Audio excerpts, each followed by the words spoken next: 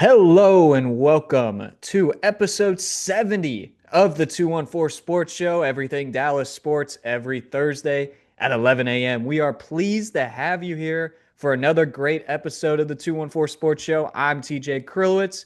I'm joined with my other host, Joseph Duffey. Joseph, how are you doing today? TJ, I'm doing great. Glad to be back in the podcast. Do we have a name for this podcast yet? This episode? Is there anything? Episode 70. Come on. Episode 70. What Dallas sports figure comes to mind when you think of number 70? What No do you other think, one. Jeff? No other one. There's no other one. It's got to be Zach Martin. The legend. Got to be Zach Martin.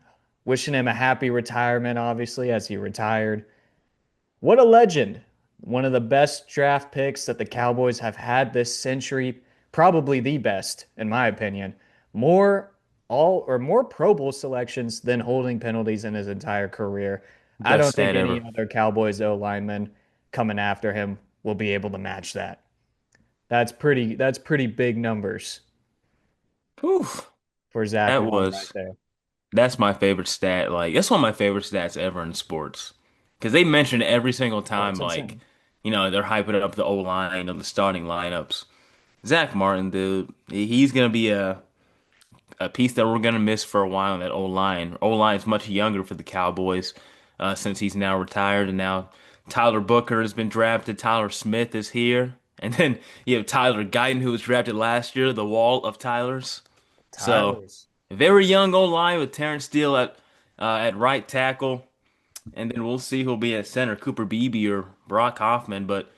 It's a very young goal line. I'm hyped for it, but you got to start somewhere, and it's just the turn of the tide if you're the Cowboys on line. He was the last guy standing. You miss guys like Tyron Smith and Travis Frederick. Well, that was our childhood, and now they're all gone now. So very bittersweet for sure. Yep, with players like DeMarco Murray and young Zeke behind them as well. Good times, good times. Obviously, never ended with good times, but good times during the regular season. So, yes, episode 70 dedicated to Zach Martin. Hope he stays around the organization even though he has retired. We're going to start off this episode with on today's date. This is 2 years ago, June 5th, 2023. We have Marcus Semien extending his hitting streak to 24 games. We forgot. If you forgot, Marcus Semien was on a crazy hitting streak in 2023, the year that we won the World Series. He actually also scored the winning run that night in a win against the St. Louis Cardinals. The game entered the bottom of the ninth, tied 3-3, and Nathaniel Lowe hits the game-winning RBI single to push the Texas Rangers to 39-20. Martin Perez, although didn't have that good of a year this year, he was an all-star the year before. He did start this game and only allowed 3 hits in 7 innings, struck out five, and did not give up an earned run. These were good times, Joseph. Good times. This Rangers team in the month of June, 2 seasons ago, some of the best baseball I've ever seen as a Rangers fan. Later on, they would have a great series against the Mariners where they were just dominating them. Offense that we can only dream of right now as Rangers fans, is we just can't even sniff what it seems like 3 runs, or a fourth game winning run like you saw in this series. But this was a great game that I remember very well. Nathaniel Lowe, you definitely miss him in the red, white, and blue. Then Martin Perez, who was a Rangers mainstay for many years in the 2010s, and then went out on the championship team in 2023. Marcus Semien was the hits leader, I believe, in 2023 and had a very underrated year for second baseman. But that hitting streak was unbelievable. And we didn't have that many walk-offs that season. So that was one of the very few that happened in that World Series winning season. That's why I kind of enjoyed it a little bit as well. Well, I And remember against the one of them rivalry. being that Jonah Heim walk-off I think it was a grand slam against Kansas City. Yep. Another A one very of, bad Kansas City team that shouldn't have been in that game. and of It course you was can't forget. Yeah, well, the Kansas City was bad that year. Yeah, they were hmm trash. But you can't forget, I think the most iconic walk-off that year was Adolis Garcia against the Minnesota Twins after Whew. a really rough slide and him going and hitting that praying to the up above and then repping the Rangers on his jersey. He was in a terrible slump, man. Yeah, A bad slump at yeah. that point. He was And he needed that. You could see him just visibly exhale after that. Just, look up above and breathe and just let it out all out because it was a long time coming for that. So, Joe, who do you think got the win this game for the Rangers? The win has to be relief, man. Uh, let's see. Hmm. Was it Will Smith? You said that with such a got a negative undertone there. You were like, Oh, that name was has. it? Was it Will Smith? Yeah, that name has a Yes, crazy connotation. Was it it him? was Will Smith. Yep, Whew. your favorite relief player. Only, well, second, maybe only behind Jose Leclerc. Lockdown closers we just named right there. For sure. They used to hold World it down Series back in. closers, if you Yeah, will. World Series closers for sure. Whew. That season was a trip, man. One day I need to go back to watch that podcast where we were just going off on this bullpen. Yep. I would live through that year every single year of my life if I could.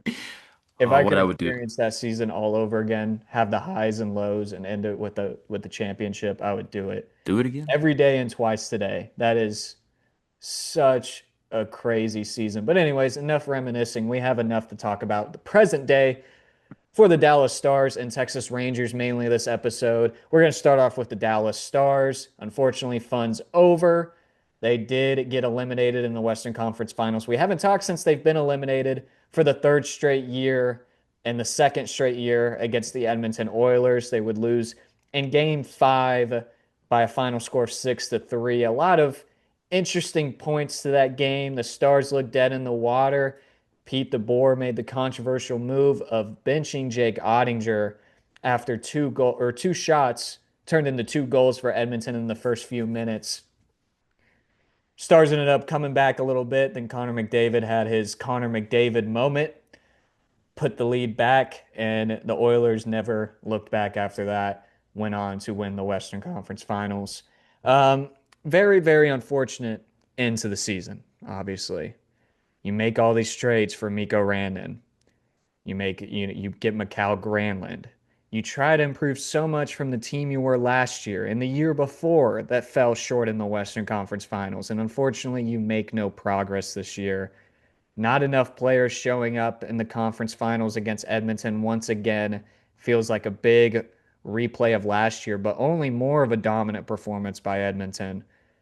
So it's a really tough spot for the Dallas Stars to be in. You felt like you were in the top of the world after that Game 7 win against Colorado. A lot of people placing you as Stanley Cup Finals favorites.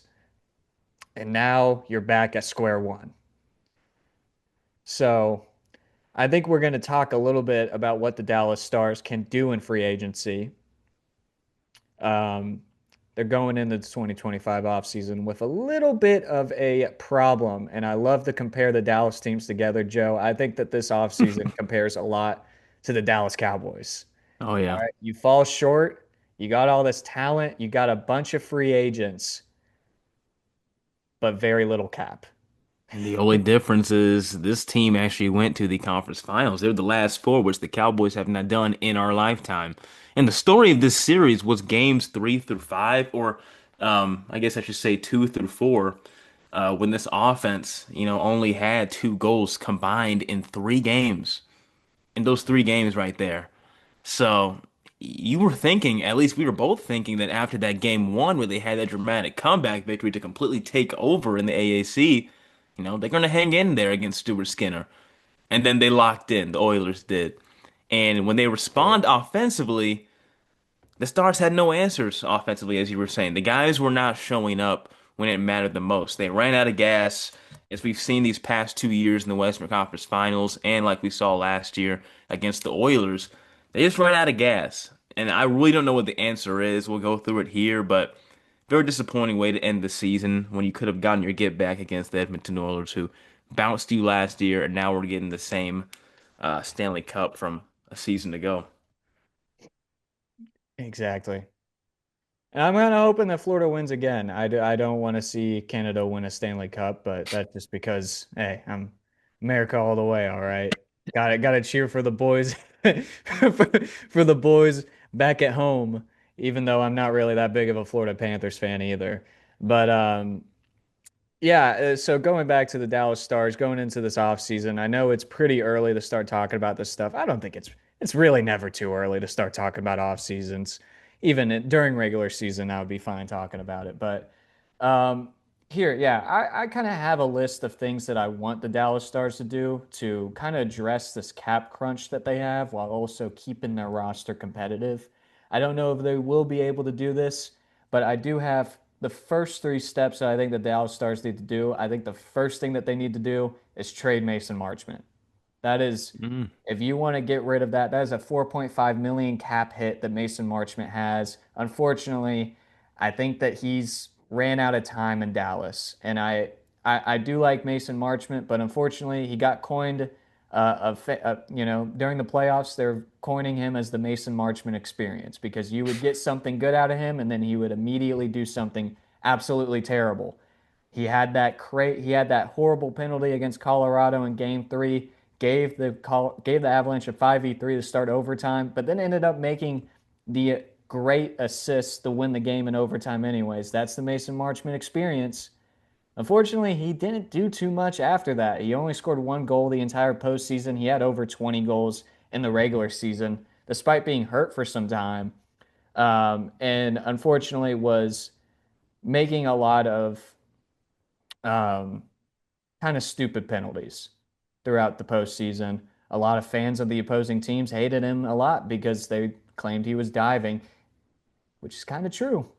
I don't really care too much about that, but I think that Mason Marchment is the easy one to get rid of right here to kind of clear up some cap space. Again, he's at 4.5 million for a cap hit, and I mean, he had a solid season. He had a very solid regular season. People are going to want him. All right. And unfortunately, I don't think that the Stars will lose a lot if they were to get rid of Mason Marchment. He has a physical style. He has a scoring ability. He's a good locker room guy. We've seen him throughout the regular season and postseason be kind of best friends with Jake Ottinger, which is unfortunate to get rid of him because it's chemistry reasons. But that's what the Stars are going to have to do. I think that's the first obvious thing that they have to do this offseason is trade Mason Marchment. Now the second step, this one's going to be a little bit harder.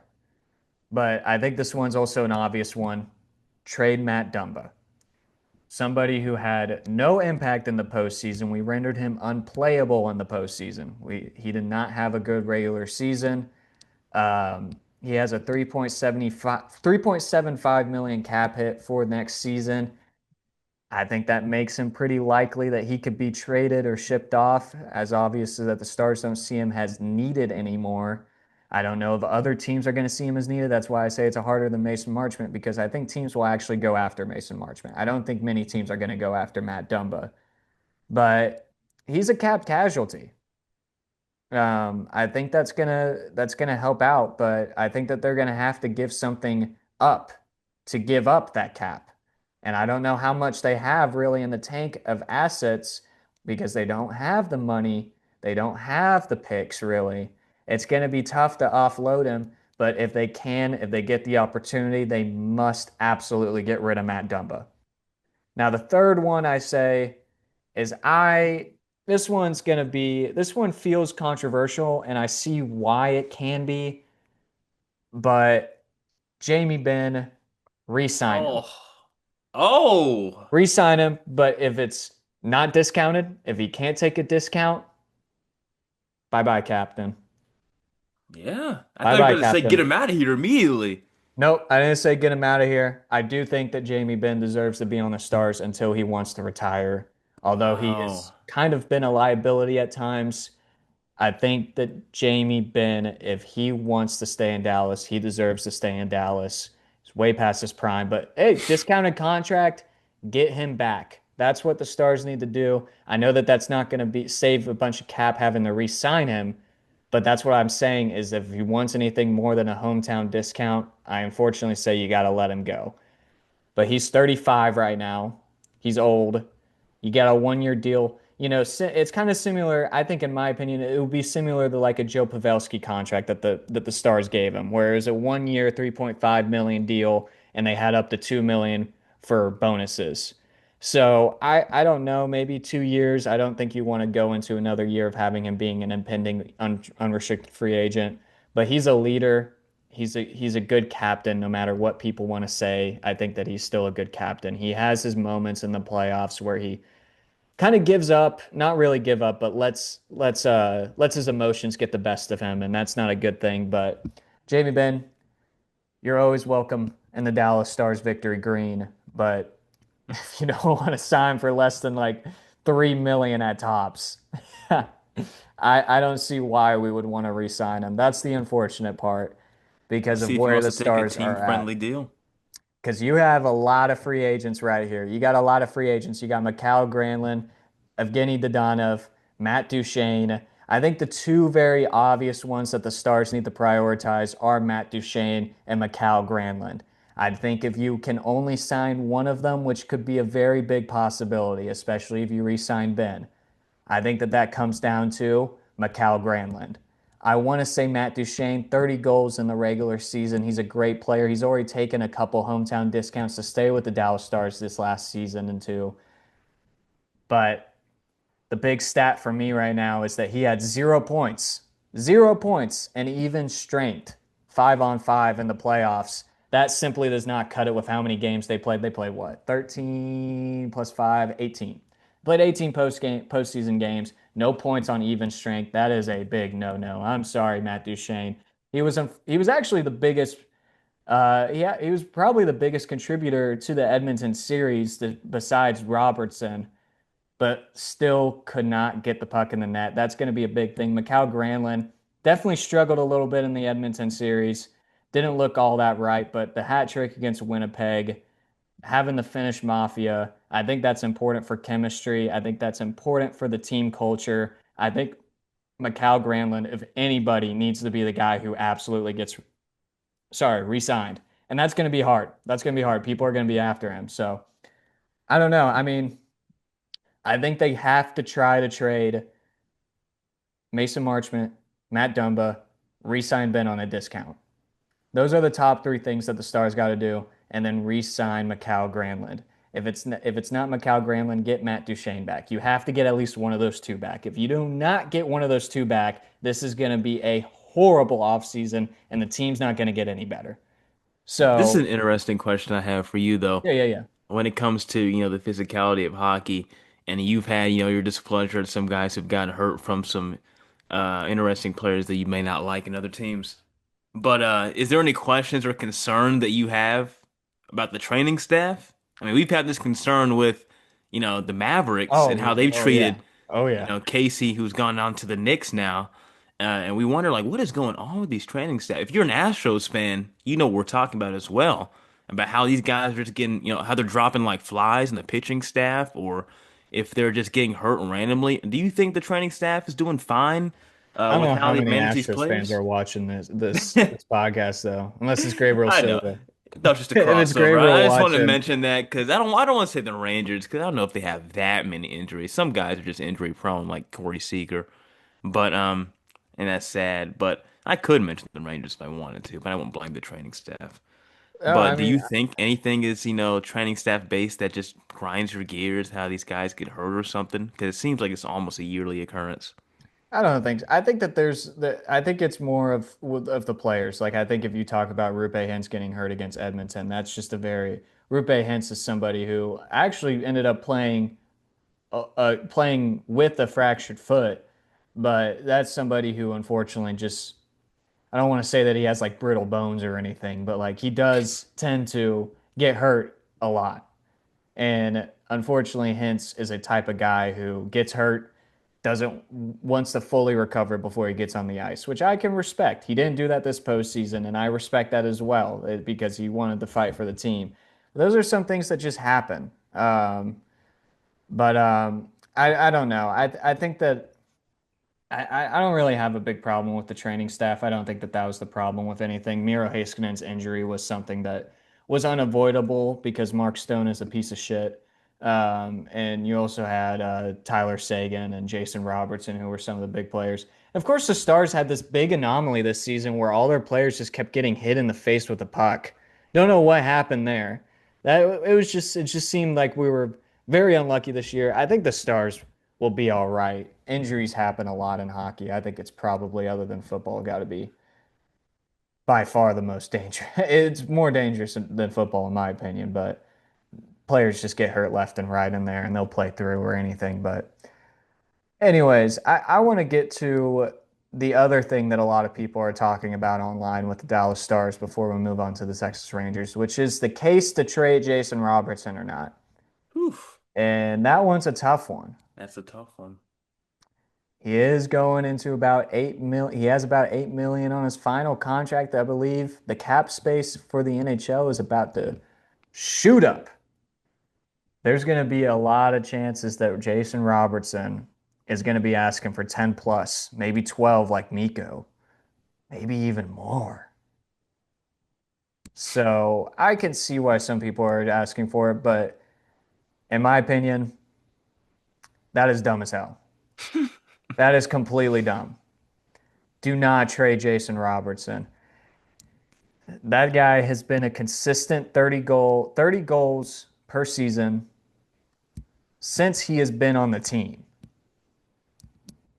He was the only player to show, or sorry, he was the only player to put the puck in the net consistently for the Stars against Edmonton. You talked about it earlier. 2 goals in 3 games.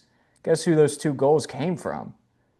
Jason Robertson. Robertson. 4 goals. 4 goals in 5 games against Edmonton. Although he did not have like, I don't even think he had a single point against Winnipeg the series before. I don't see how you can trade that guy. I see how you could say like the Stars offense. The Stars offense isn't dangerous. All right. Mikko Rantanen completely disappeared. You can't just say you're going to trade Jason Robertson and be like, yeah, yeah, yeah. No, Mikko Rantanen's going to be all right. He'll carry the offense. We don't need Jason Robertson. You absolutely need Jason Robertson.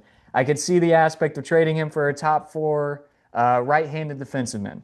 We need that badly, very badly. Team's not physical. Jason Robertson's not really truly a physical player as well. And he's also a little slow. But you can't replace 30 plus goals a year consistently. You just can't. I get, the trade value's there, but I don't see how in any feasible way the Stars can get somebody who is on par with Jason Robertson or better than Jason Robertson to make this team better next year. Because you got it. I think he's a core offensive talent for this team. Again, I mean, 80 plus points basically every year as well. I mean, you can't. Mikko Rantanen again disappeared against Edmonton and even in Winnipeg almost for the most part. You're going to need somebody that can score, and Jason Robertson is that guy. Um, I mean, he's just entering his prime. He's only been on this team for what, like 3 or 4 or 5 years.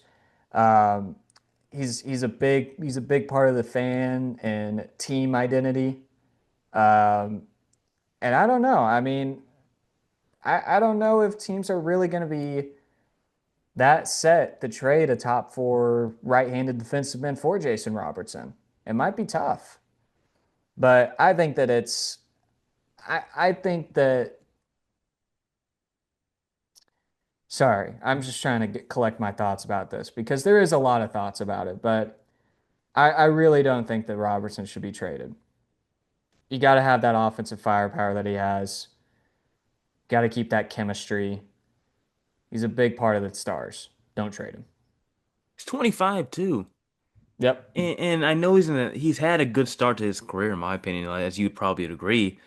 But uh, I don't think you give up a guy like that who's a young hopeful for the roster, even though it didn't end the season and end the way you wanted to. I don't think that means you just throw in the towel and try to, trade him off. Because I feel like that's a kind of a bad omen for, any sport, sending off young talent that are consistent for you. And who knows, maybe he could be a team leader for whoever he goes to as well. And then it becomes like a whole Jalen Brunson situation where you didn't want to pay him the money you wanted to, and he's flourishing, even though Jalen Brunson just lost in the Eastern Conference Finals, the same way that Dallas Stars just lost in the Western Conference Finals. I don't know if you want to do that if you're Jim Nill. Tell me if you've heard this before with a Dallas team trading away a 25-year-old star for because defense wins championships. Oh man. That's another thing. I mean, I'm not comparing Jason Robertson to Luka Doncic at all because he's nowhere close to that, but he is a star. He is a star. He's an all-star. And you're trading him for a defensive player, defense wins championships. Yeah, that's true. That's very well true. You can find different ways to upgrade the defense. Unfortunately, do not give up one of your best goal scorers and most consistent goal scorers. Don't do it. Luka Please don't. Doncic. Jason Luka Doncic Robertson. The Luka Oh of the man. stars. Well, moving Man. on to the Texas Rangers. All right. Well, they had a recent game. We have not seen the game on Wednesday, which would have been yesterday, where Kumar Rocker is going to be on the mound for the Texas Rangers. But we have seen the Tuesday game with Trevor Mall on the mound, losing 5-1 after finally, finally getting a series victory after so long. It's been since the Colorado series in mid-May since the Rangers have won a series. They do it against the St. Louis Cardinals and then immediately follow it up with a stinker of a game against Tampa Bay in Florida. Joe, I mean, what's the consensus here? Do you think that this Rangers team is going to I mean they got a few they probably got like what about a month and a half until the All-Star break. There's still a You lot know, of time to turn this season around, but it feels they like every single time they take one step forward, they proceeded with two steps back. and you hit the nail right in the head. And I couldn't believe they won the series, first of all, after that stinker of a Blue Jays series. But they have not won back-to-back games since the Rockies series transitioning to Houston. Um, it has been well over, let's see, is it now 2.5, 3 weeks since that? Of Yep. course, they dropped that series in New York. We lost the series in Chicago against the White Sox in the South Side. We went to that Blue Jays game too, where they won 2-0 and then lost the next game 2-0 Picked the right game. to lose the series. So we've seen the best of both worlds with this team, back-to-back games that they usually have. And every time I think they're about to build a streak, they get shut out. And I believe they now lead, probably the Rockies lead that in the time they've been shut out the most in the league. But they're top five worst team when they do get shut out like that. And it's a shame because the schedule has not been that brutal in the past 2, 3 weeks. It has not been that bad since they left New York. They should be building on a streak or somewhat winning like 8 of 10, maybe 10 of 12, and they're still just going back and forth, winning, losing, maybe dropping two in a row, but definitely not winning back to back. I will say I'm proud of them and how they play against St. Louis because I was not expecting that to be a one series. Jack Leiter pitched phenomenally to end that series finale Absolutely. in that game. And the offense, look at that. The offense actually produced. They woke up. This looked like an actual competent offense in that series. And then what did they do in Tampa Bay?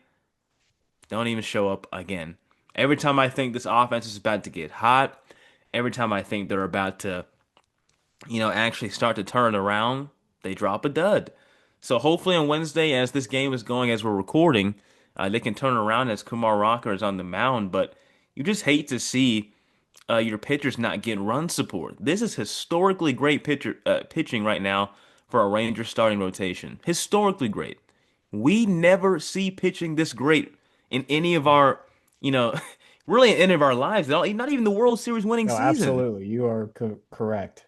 It is unreal what we're seeing from the starting rotation. And the thing is, if they just lived up to an average offense, this season would be completely different. That's what makes it so frustrating as a Rangers fan right now.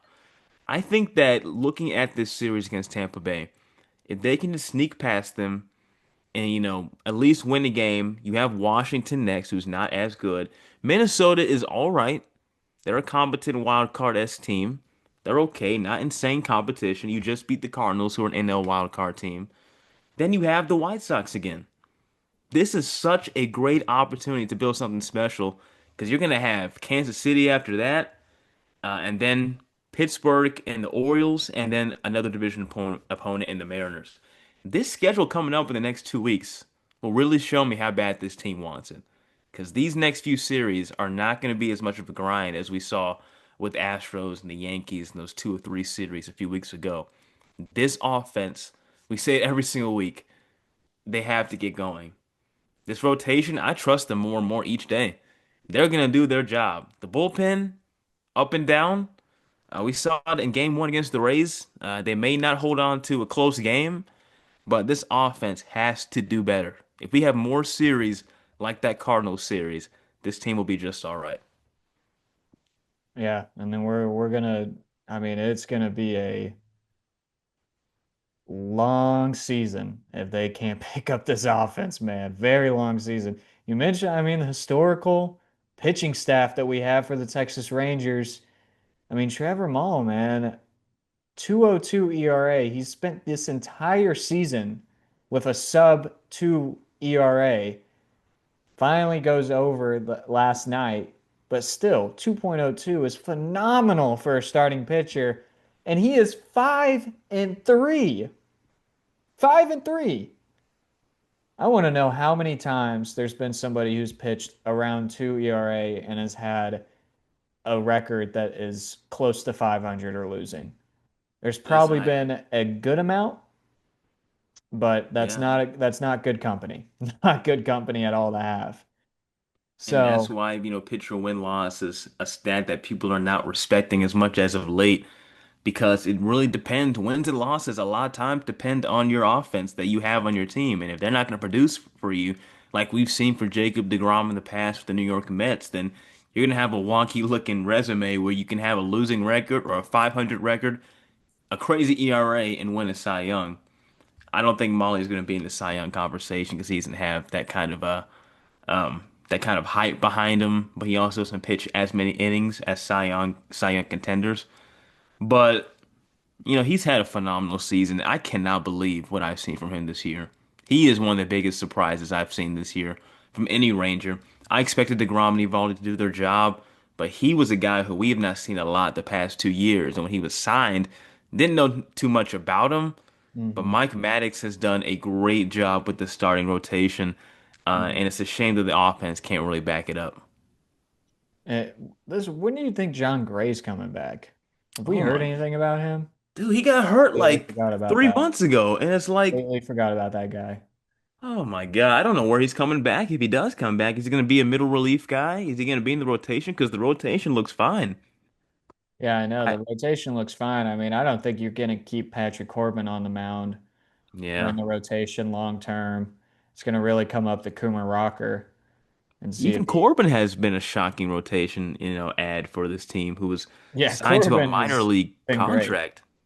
He's been one of the worst players in the league the past 3 years since he won that title with the Nats, and now he looks like how he was pre-2019.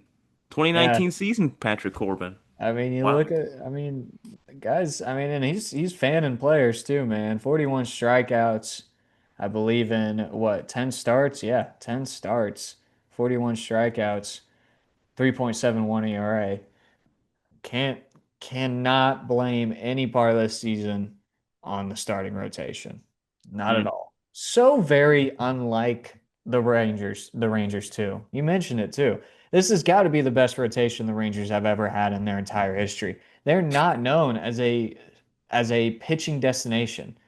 For the last 50 or so years before 2020, this team had been playing in 100 plus degrees almost every day at home, and pitchers never wanted to come here for that. And now we got the air condition. The players want to come. They want to be part of the Rangers. And now our offense sucks, which is so unlike the Rangers, too. They've always had good offenses. It's got to be the worst offense I've seen from them since probably, I mean, I don't know how bad I mean, 2020 was pretty bad, COVID year, hmm the year following that as well, 2021. But I mean, at least I still think that our run support has been one of the worst in Rangers history this year. Has to be. It's bad, man. It's bad watching in person. It's bad watching from the broadcast. Nobody can score a run in score position. It's bad not Nobody even watching. steps up. It's bad watching at the ESPN cast, which Oh I yeah. don't do. I watch the games actually. I'm not just sitting on my phone watching watching the pitch come in on ESPN, but It's also hilarious listening from the broadcast because Dave Raymond and Mike Baxter, you can tell they're getting a little bit restless. These mhm. past 3 weeks in particular, in the Chicago series, man, it was a rough call because these dudes, and I can't imagine having to call that. Like when your team is just, they look lost out there sometimes. Yeah, Guys nap cannot time. even hit a slider. Whew, Nap time. Yeah, yikes. no, I mean it is yeah, and by the way, again, we're filming this on a Wednesday. The Rangers are actually playing right now. It's middle of the second, and Tampa Bay has already taken a 1-0 lead after a Brandon Lowe home run off of Kumar Rocker. He unfortunately got rocked. So, I love saying that. Every time he's losing, I just say, Rocker got rocked. unfortunately. Damn. So, anyways, that's going to do it for episode 70, the Zach Martin episode of the 214 Sports Show. We dearly thank you for showing up and watching this episode. If you so liked it, you can subscribe, like, share, follow us on our social medias. You can follow us at 214 Sports Show. That will be on Instagram and X/Twitter and also TikTok. And then you can also find us again on YouTube and Spotify and subscribe there and like and share. That'll be at the 214 Sports Show. You can also follow me on Instagram at TJ_Krilowicz and on X at TJ.Krilowicz. And Joe, would you like to give out your socials? I sure would. You could follow me at Joseph_Duffy99 and then also on Twitter, the same handle at Joseph_Duffy99. I'm also trying to grow a platform on TikTok at Joe_Duffy. Please follow this 214 Sports account. We have multiple accounts that TJ's about to get into, but we have plenty of content for you as well. Yeah, tons and tons of content, extra analysis, extra thoughts that we have over all of the Dallas sports. Um, and yeah, I mean, we would really appreciate it. We love the interaction that we get. We truly, truly appreciate it every single time that it comes through. We love to hear what you guys think about what's going on in the Dallas sports world. And also, we like to hear what you guys think about our opinions, even when it's the bad ones. Even when you think that we don't know ball. All right, we can take it. We have thick We can skin. take it. Yeah, we do. So thank you again very much for watching episode 70 of the 214 Sports Show. We'll see you for episode 71 next Thursday. Have a good weekend.